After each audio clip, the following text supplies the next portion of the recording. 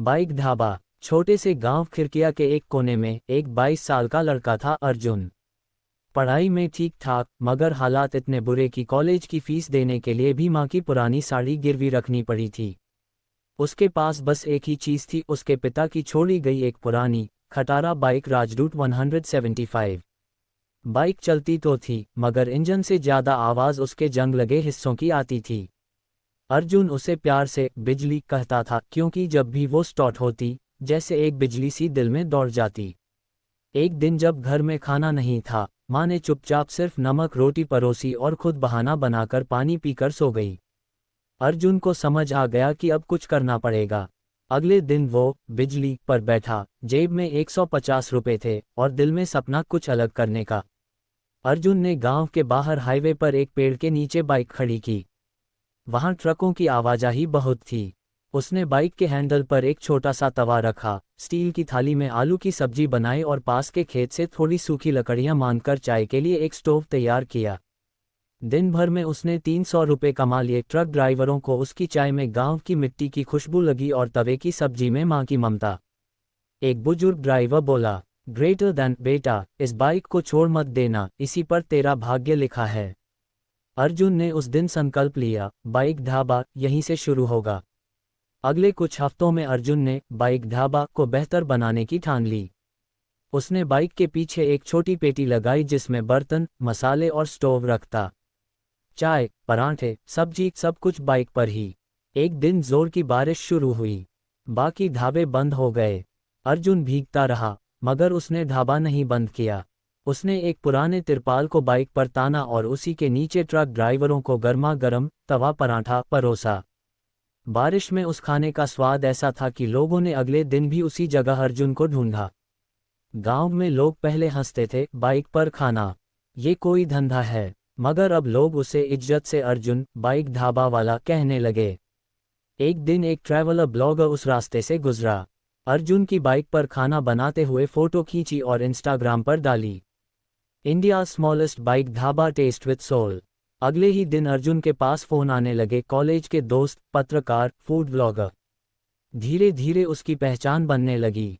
लोग जानने लगे कि एक लड़का सिर्फ एक पुरानी बाइक से गर्मा गर्म पराठे परोसकर हजारों लोगों के दिल जीत रहा है। उसने बाइक पर एक छोटा सा मेन्यू बोर्ड टांगा, तवा पराठा 20 रुपये, आलू की सब्जी 15 रुपये, चाय 10 रुपये, प्यार फ्री। एक रात माँ बोली, ग्रेटर देन बेटा, अब तू कमा रहा है, क्या अब हम अपना एक छोटा सा घर बना सकते हैं? अर्जुन की आंखों में आंसू आ गए। वो जानता था कि माँ ने कितनी बार खुद भूखे रहकर उसके लिए खाना बचाया। अर्जुन ने बाइक ढाबा को रोज सुबह 6 से रात 10 बजे तक चलाना शुरू किया। अब उसने 2 और लड़कों को भी काम पर रख लिया, दीपक और समीर, जो पहले बेरोजगार थे।